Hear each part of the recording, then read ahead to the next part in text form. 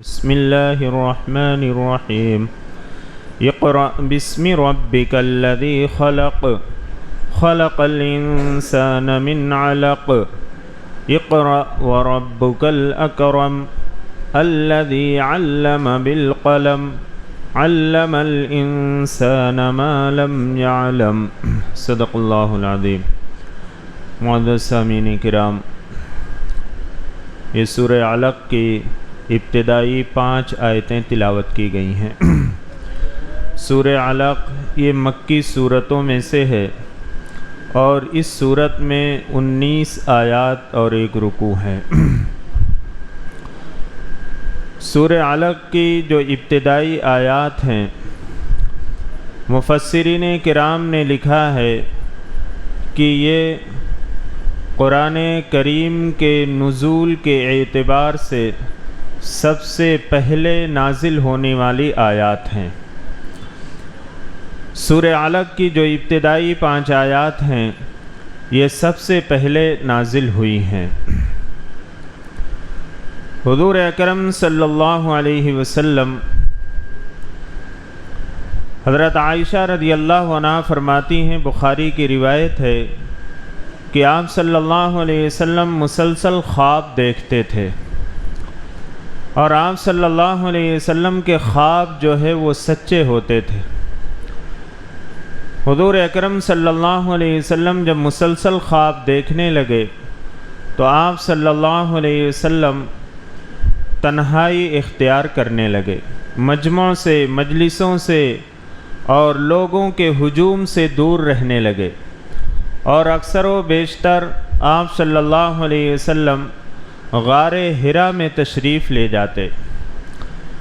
مکۃ المکرمہ میں جنت المعلی سے کچھ فاصلے پر ایک غار ہے جسے غار حرا کہا جاتا ہے، اور اسے جبل النور بھی کہا جاتا ہے۔ اللہ رب العزت نے جن کو حرمین شریفین کی زیارت کا موقع نصیب فرمایا ہے، ان لوگوں نے دیکھا ہوگا کہ ایک اونچائی پر ایک گھاٹی ہے جس پہ چڑھنا اور اترنا بہت مشکل کام ہے۔ بعض لوگ بڑی محنت اور مشقت سے اس مقام تک پہنچتے ہیں۔ آپ صلی اللہ علیہ وسلم اس غار میں جا کر تشریف فرما رہتے تھے، اور حضور اکرم صلی اللہ علیہ وسلم اس میں عبادت کرتے تھے۔ حدیث میں جو فرمایا گیا کہ عبادت کرتے تھے، وہ عبادت کون سی عبادت تھی اس کے بارے میں کوئی تشریح نہیں ہے، کیونکہ اس وقت تک آپ صلی اللہ علیہ وسلم کو نبوت نہیں ملی تھی۔ البتہ اللہ رب العزت کی طرف لو لگاتے تھے اور ایک سوئی کے ساتھ اسی غار میں رہتے تھے، اور اپنے ساتھ توشہ بھی لے جاتے تھے اور کچھ پانی لے جاتے تھے۔ جب اہل و عیال کی خبرگیری کی ضرورت محسوس ہوتی یا آپ کا توشہ اور پانی ختم ہوتا تو پھر گھر تشریف لاتے، اور حضرت ختیجہ رضی اللہ عنہا آپ صلی اللہ علیہ وسلم کا توشہ تیار کرتے، اور پھر آپ رات اور دن اسی غار میں رہتے تھے۔ مفسرین کرام نے لکھا ہے کہ اس کا وقت یعنی کتنے دنوں تک آپ غار میں رہے، تو 1 مہینے کا وقت ذکر فرمایا ہے کہ 1 مہینے تک آپ کے آنے اور جانے کا سلسلہ جاری رہا۔ اس کے بعد ایک رات حضرت جبریل امین تشریف لاتے، اور آپ صلی اللہ علیہ وسلم سے کہتے ہیں اقرأ، پڑھیے۔ آپ صلی اللہ علیہ وسلم فرماتے ہیں ما انا بقاری، میں پڑھا ہوا نہیں ہوں۔ مفسرین کرام نے لکھا ہے کہ یہ لکھی ہوئی آیات تھی، اس کو آپ صلی اللہ علیہ وسلم کے سامنے جبریل امین نے رکھا اور کہا کہ پڑھیے۔ حضور اکرم صلی اللہ علیہ وسلم نے فرمایا میں پڑھا ہوا نہیں ہوں۔ پھر حضرت جبریل امین نے آپ کو سینے سے لگایا اور آپ کو بھینچا، پھر کہا اقرأ۔ پھر حضور اکرم صلی اللہ علیہ وسلم نے فرمایا ما انا بقاری، میں پڑھا ہوا نہیں ہوں۔ دوسری مرتبہ بھی ایسے ہی کیا، اور تیسری مرتبہ حضرت جبریل امین نے آپ کو سینے سے چمٹا لیا اور سخت بھینچا۔ پھر آپ نے کہا اقرأ، پڑھیے۔ پھر حضور اکرم صلی اللہ علیہ وسلم نے پڑھنا شروع کیا، اور یہ ابتدائی 5 آیات سورہ علق کے آپ صلی اللہ علیہ وسلم پر نازل ہوئیں۔ حضرت جبریل امین نے آپ کو سینے سے اس لیے چمٹایا تاکہ ملوکیت کی جو صفت ہوتی ہے وہ آپ کے اندر پیدا ہو جائے اور آپ صلی اللہ علیہ وسلم جو ہے پڑھنا شروع کر دیں۔ حضور اکرم صلی اللہ علیہ وسلم پر یہ وحی کی ابتدا ہے جس میں 5 آیات نازل ہوئیں۔ پھر حضور اکرم صلی اللہ علیہ وسلم اپنے گھر تشریف لاتے ہیں اور ایک بے قراری اور اضطراب کی کیفیت محسوس کرتے ہیں، اور آپ پر لرزہ طاری ہے اور آپ پر کپ کپی طاری ہے۔ اپنی غمخوار بیوی حضرت خدیجہ رضی اللہ عنہا سے فرماتے ہیں زملونی زملونی، مجھے کوئی کپڑا اڑھا دو، مجھے کوئی چادر اڑھا دو۔ حضرت خدیجہ رضی اللہ عنہا نے آپ کو چادر اڑھا دی اور آپ لیٹ گئے۔ اس کے بعد تھوڑی دیر کے بعد جب سکون محسوس ہوا تو حضرت خدیجہ رضی اللہ عنہا سے عرض کرتے ہیں قد خشیت علی نفسی، اے خدیجہ مجھے تو اس بات کا خطرہ ہے کہ میری جان ہی نکل جائے گی، یعنی مجھے میری جان کا خطرہ ہے۔ حضرت خدیجہ رضی اللہ عنہا تسلی دیتی ہیں، کس مضبوط ارادے کی ہیں، اور ان کو یہ ابھی تک معلوم نہیں ہے کہ میرے سرتاج جناب محمد رسول اللہ صلی اللہ علیہ وسلم کو نبوت و رسالت سے سرفراز کر دیا گیا، لیکن آپ تسلی دیتی ہیں، اور تسلی کے جو الفاظ ہیں وہ احادیث کے اندر ذکر فرمائے گئے۔ حضرت خدیجہ رضی اللہ عنہا فرماتی ہیں اللہ کے نبی صلی اللہ علیہ وسلم اللہ رب العزت آپ کو ہلاک نہیں کریں گے، کیوں؟ اس لیے کہ آپ اچھے اخلاق کے مالک۔ اس سے اندازہ لگائیے کہ اچھے اخلاق کا کس قدر وزن اللہ رب العزت کے یہاں ہے، کہ آدمی اچھے اخلاق سے پیش آئے، کسی کے ساتھ بدتمیزی نہ کرے، کسی کے ساتھ بدگمانی نہ کرے، حسن اخلاق اور اس کے ساتھ جو ہے اچھا معاملہ کرے۔ حضرت خدیجہ کے جو الفاظ ہیں وہ کہتی ہیں کہ اللہ کے رسول آپ کو اللہ رب العزت ہلاک نہیں کریں گے کیونکہ آپ اچھے اخلاق کے مالک۔ پھر آپ نے فرمایا، یعنی حضرت خدیجہ نے فرمایا کہ اللہ رب العزت آپ کو ہلاک نہیں کریں گے اس لیے کہ آپ نے کبھی جھوٹ نہیں بولا ہے، آپ ہمیشہ سچ بولتے ہیں۔ یہ کون گواہی دے رہی ہیں؟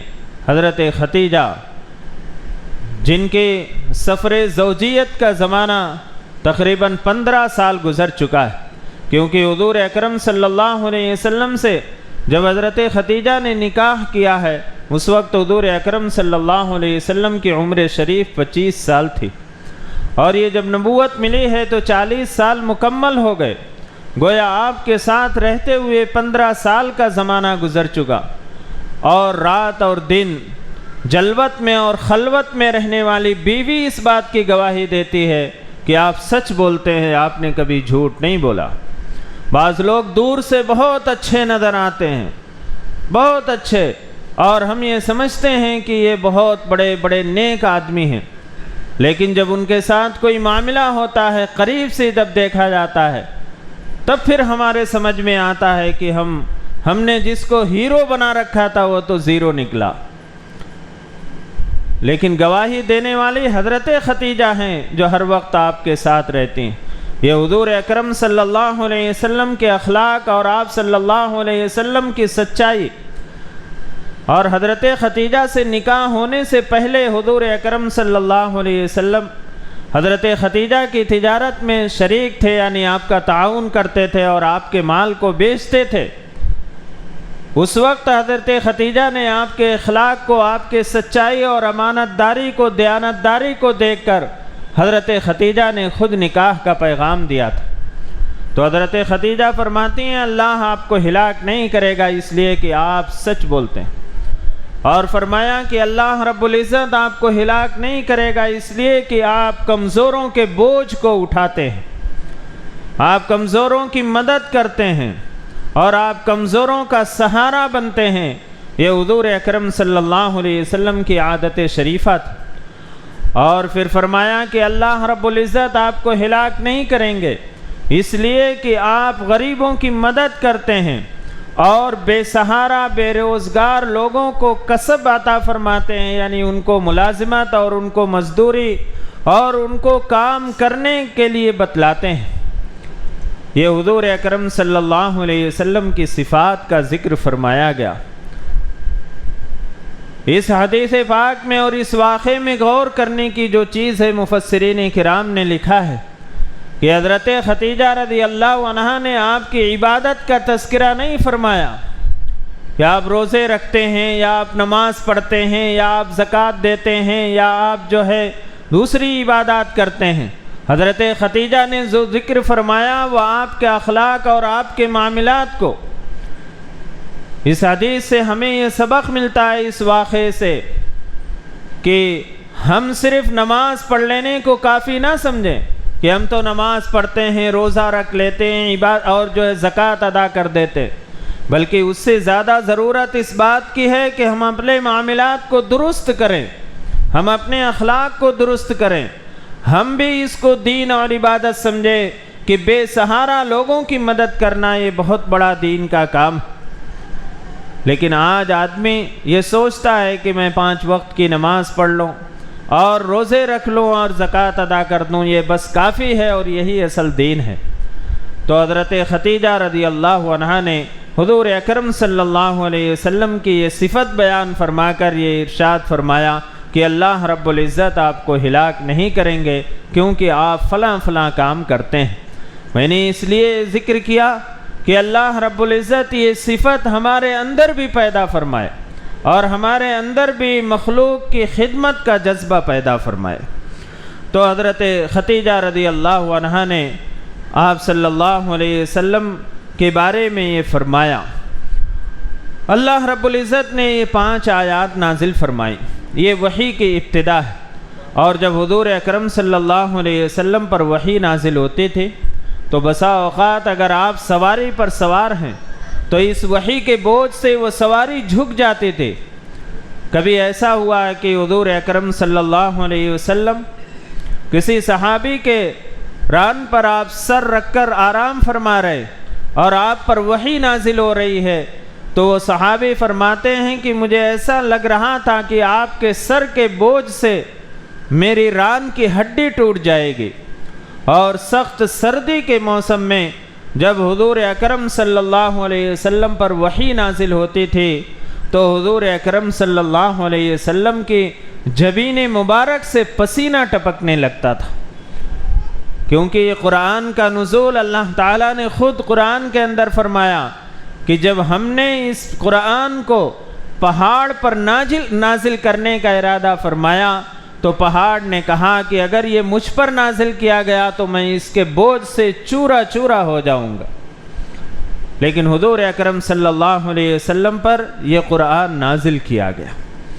اللہ رب العزت فرماتے ہیں اقرأ بسم ربک الذی خلق۔ اس آیت میں غور کرنے کی یہ بات ہے کہ حضرت عیسیٰ علیہ السلام کے بعد حضور اکرم صلی اللہ علیہ وسلم کی جو نبوت کا زمانہ ہے وہ 600 سال درمیان میں فاصلہ ہے۔ 600 سال کے بعد آسمان کا زمین سے رابطہ ہو رہا ہے اور پہلی وحی جو نازل ہو رہی ہے 600 سال کے بعد، اور اللہ کا پیغام جو اس دنیا پر آ رہا ہے وہ پیغام آ رہا ہے اقرأ، پڑھیے۔ اس سے مفسرین کرام نے لکھا ہے کہ تعلیم کی اہمیت کو بتلایا گیا کہ آنے والا جو زمانہ ہے وہ زمانہ تعلیم و تعلم کا زمانہ ہوگا، پڑھنے کا زمانہ ہوگا، قلم کا زمانہ ہوگا۔ اللہ رب العزت نے آگے فرمایا ہے الذی علم بالقلم، کہ جس نے قلم کے ذریعے سے علم کو سکھایا، قلم کے ذریعے سے علم وجود میں آیا۔ اگر قلم نہ ہوتا تو یہ قرآن ہم تک نہیں پہنچتا۔ قرآن کو لکھنے کا اہتمام فرمایا نبی اکرم صلی اللہ علیہ وسلم نے، اور اس زمانے میں 40 صحابہ کرام ایسے تھے جو قرآن کے لکھنے پر مامور تھے۔ تو اللہ رب العزت نے اس آیت میں پہلا لفظ جو ہے اقرأ، پڑھیے، جس سے یہ معلوم ہوا کہ یہ تعلیم اور تعلم کا زمانہ ہے، اور جو آنے والا زمانہ ہے اس میں تعلیم کی بڑی اہمیت ہوگی۔ لیکن افسوس کہ اس تعلیم اور قلم کو ہم نے غیروں کے حوالے کر دیا۔ آج ہم تعلیم کے میدان میں غیروں سے پیچھے ہیں۔ جو محنت ہونی چاہیے اور جو کوشش ہونی چاہیے اور جس کو مخاطب کر کے اللہ رب العزت نے فرمایا تھا کہ پڑھیے، آج وہ قوم تعلیم اور تعلم سے پیچھے ہٹ رہی، آج اپنا وہ مقام نہیں بنا رہی ہے تعلیم کے اندر جو غیروں نے بنایا ہے۔ افسوس کی بات ہے۔ اللہ تعالیٰ فرماتے ہیں اقرأ بسم ربک الذی خلق، پڑھیے اپنے رب کے نام سے جس نے ہر چیز کو پیدا کیا۔ ساری چیزوں کو اللہ تعالیٰ نے پیدا کیا، اس رب کے نام سے پڑھیے۔ مفسرین کرام نے لکھا ہے کہ جب قرآن پڑھنا شروع کریں تو بسم اللہ الرحمن الرحیم پڑھے، اور خود قرآن کریم کے اندر اللہ رب العزت نے فرمایا فَإِذَا قَرَأْتَ الْقُرْآنَ فَاسْتَعِذْ بِاللَّهِ، کہ جب قرآن پڑھنا شروع کریں یا قرآن پڑھیں تو اعوذ باللہ من الشیطان الرجیم پڑھ لیا کریں۔ تو اس سے دونوں باتیں معلوم ہوئی کہ قرآن کریم کی پڑھنے کی جب ابتدا کی جائے، جب شروع کیا جائے تو اعوذ باللہ اور بسم اللہ دونوں پڑھنا چاہیے۔ اقرأ بسم ربک الذی خلق، پڑھیے اپنے رب کے نام سے جس نے ہر چیز کو پیدا کیا۔ خلق الانسان من علق، اب جب اللہ تعالیٰ نے فرما دیا کہ ہر چیز کو پیدا کیا، جن کو بھی پیدا کیا، انسانوں کو بھی پیدا کیا، حیوانوں کو بھی پیدا کیا، زمین اور آسمان کو پیدا کیا، کائنات کی ساری چیزوں کو پیدا کیا، اس میں انسان بھی آ گیا کہ انسان کو بھی اللہ تعالیٰ نے پیدا کیا۔ لیکن پھر اللہ تعالیٰ فرماتے خلق الانسان، انسان کو پیدا کیا من علق، جمے ہوئے خون سے۔ انسان کی عظمت کو بتلانے کے لیے اللہ رب العزت نے اس کا الگ سے تذکرہ فرمایا کہ انسان کو پیدا کیا من علق، جمے ہوئے خون سے یعنی نطفے سے، پھر نطفہ خون بنتا ہے، پھر وہ جو ہے گوشت بنتا ہے، پھر اس میں ہڈی آتی ہے، اور پھر اللہ رب العزت اس کو اس دنیا میں وجود بخشتے ہیں۔ تو اللہ تعالیٰ نے انسان کا تذکرہ الگ سے فرمایا کہ انسان کی عظمت کو بیان کرنے کے لیے اقرأ وربک الاکرم۔ جب حضور اکرم صلی اللہ علیہ وسلم نے فرمایا کہ میں پڑھا ہوا نہیں ہوں، اللہ تعالیٰ اس کے جواب میں فرماتے ہیں پڑھیے وَرَبُّكَ الْأَكْرَمُ، اور آپ کا پروردگار بڑا کریم ہے، آپ کی مدد فرمائے گا، آپ پڑھیے الَّذِي عَلَّمَ بِالْقَلَمِ، جس نے قلم کے ذریعے سے علم عطا فرمایا۔ قلم کو بہت اہمیت حاصل ہے، اگر یہ قلم نہ ہوتا، جناب محمد رسول اللہ صلی اللہ علیہ وسلم نے فرمایا کہ اگر یہ قلم نہ ہوتا تو قرآن نہیں لکھا جاتا، حدیث نہیں لکھی جاتی، فقہ نہیں لکھے جاتے، مشائخ کے اقوال ہم تک نہیں پہنچتے۔ اس زمانے میں جبکہ محبت بھرے ہوئے حفاظ کرام موجود تھے، لیکن آپ صلی اللہ علیہ وسلم نے قرآن کے لکھنے کا اہتمام فرمایا، احادیث لکھی گئیں، مشائخ کے اقوال لکھے گئے، فقہ کو لکھا گیا، وہ قلم کے ذریعے سے ہی علم ہم تک پہنچا ہے۔ اور یہ دوسری چیزیں جو آج وجود میں آئی ہیں، انٹرنیٹ ہے یا کمپیوٹر ہے یا پرنٹنگ پریس ہے، یہ ساری چیزیں قلم ہی کے ذریعے سے وجود میں آئی ہیں، اور قلم ہی کے ذریعے سے اللہ رب العزت فرماتے ہیں کہ ہم نے قلم کے ذریعے سے انسان کو علم دیا، علم سکھایا۔ علم الانسان ما لم یعلم، اللہ رب العزت نے انسان کو وہ باتیں بتائیں جو وہ جانتا نہیں تھا۔ اللہ رب العزت نے وہ علم عطا فرمایا انسان کو جو انسان جانتا نہیں تھا۔ اس سے تو بعض مفسرین نے لکھا ہے کہ حضرت آدم علیہ السلام کو وہ علم سکھلایا گیا تھا جو چیزوں کے نام بتلائے گئے تھے۔ جب اللہ رب العزت نے فرشتوں کو یہ حکم دیا کہ آدم کا سجدہ کرو، تو فرشتوں نے سجدہ کرنے سے انکار کیا، یعنی فرشتوں میں سے جو ہے ابلیس جو تھا اس نے انکار کر دیا۔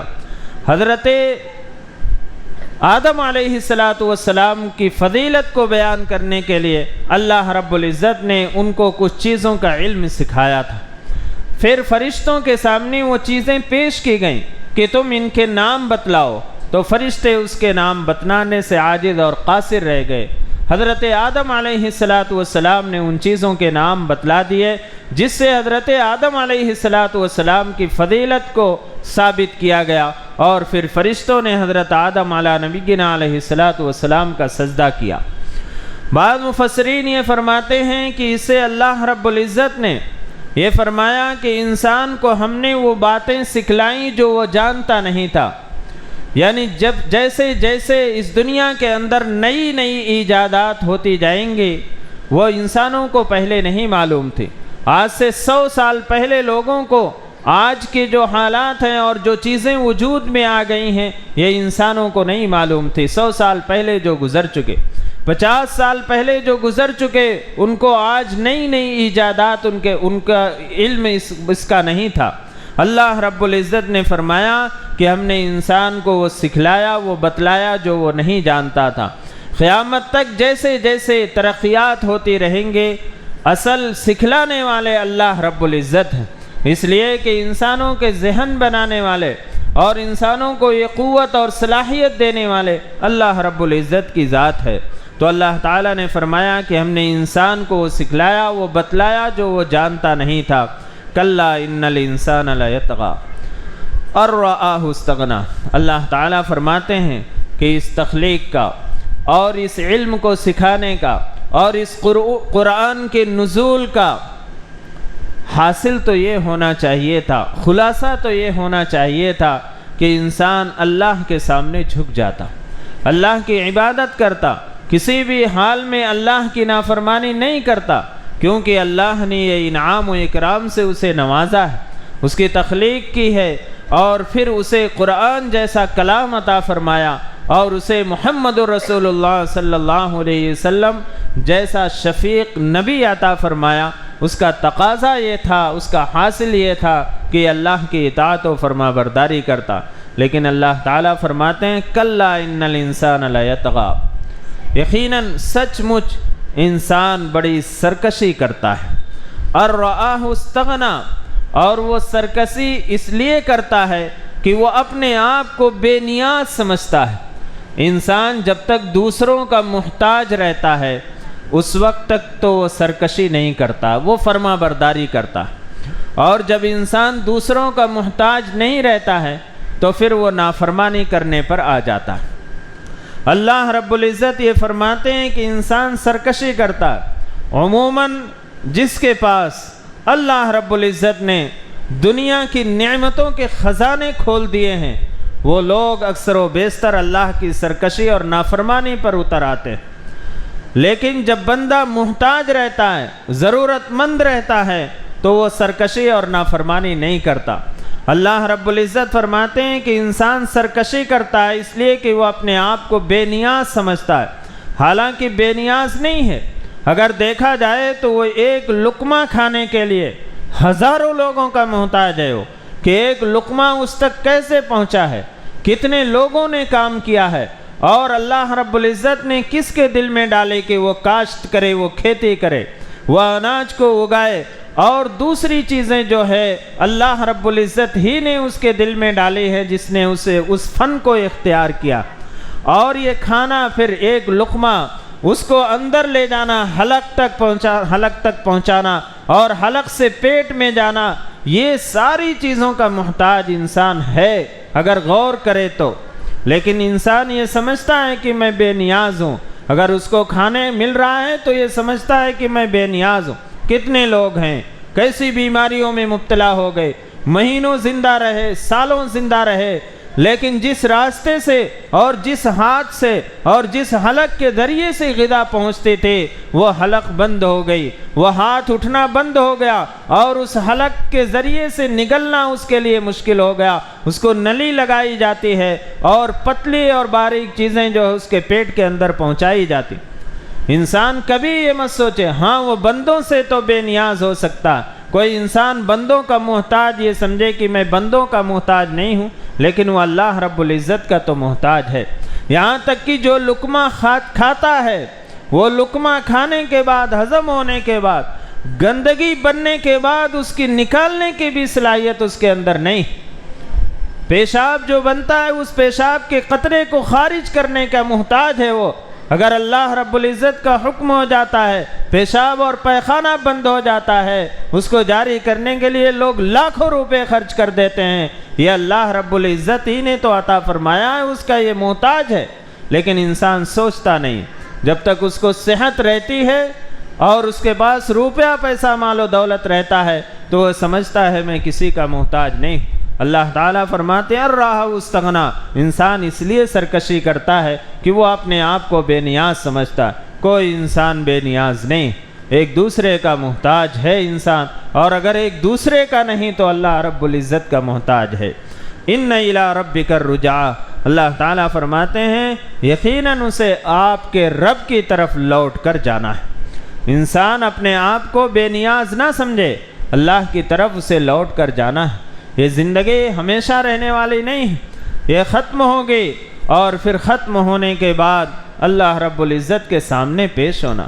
یہ دنیا میں ہم جو عمل کر رہے ہیں اس کا جواب دینا ہے۔ بے نیاز نہیں ہے کہ دنیا میں جیسا کر لے، جیسا کر گزرے، کوئی حساب و کتاب ہونے والا نہیں، کوئی جزا اور سزا ہونے والی نہیں۔ اللہ تعالیٰ فرماتے ہیں ان الی ربک الرجعی، یقیناً وہ اپنے پروردگار کی طرف سے لوٹ کر جانا ہے۔ تو یہ 8 آیتوں کی تفسیر آپ حضرات کے سامنے آئی۔ اس میں خاص چیز جو اللہ تعالیٰ نے فرمائی ہے کہ اقرا، پڑھیے، پڑھنے کا زمانہ ہے، اور پڑھنے سے مراد یہ ہے کہ اللہ تعالیٰ نے فرمایا اس رب کے نام سے پڑھیے جس نے سب کچھ پیدا کیا ہے۔ یعنی پڑھتے وقت، خاص طور سے قرآن کی تلاوت کے وقت جو ہے بسم اللہ الرحمن الرحیم پڑھنا چاہیے۔ اور اس کے ساتھ اللہ رب العزت نے تعلیم کی اہمیت کی طرف زور دیا کہ حضرت عیسیٰ علیہ نبینا علیہ السلام اور جناب محمد رسول اللہ صلی اللہ علیہ وسلم کے درمیان تقریباً 600 سال کا فاصلہ ہے، اور 600 سال کے بعد جو آسمان کا تعلق زمین سے ہو رہا اور جو انسانوں کو پیغام دیا جا رہا ہے وہ تعلیم کا دیا جا رہا ہے کہ تعلیم کا زمانہ آنے والا ہے۔ اس لیے میری نوجوانوں سے گزارش ہے کہ تعلیم کے لیے محنت کریں، کوشش کریں، اور زیادہ سے زیادہ وقت تعلیم کے اندر لگائیں۔ آج تعلیم جو مسلمانوں کا خاص پیشہ تھا، آج اس پر غیروں کا قبضہ ہے، ہم نے اپنے دشمنوں کے حوالے کر دیا، اور اس تعلیم اور تعلم کے اندر ہم پیچھے رہ جا رہے ہیں۔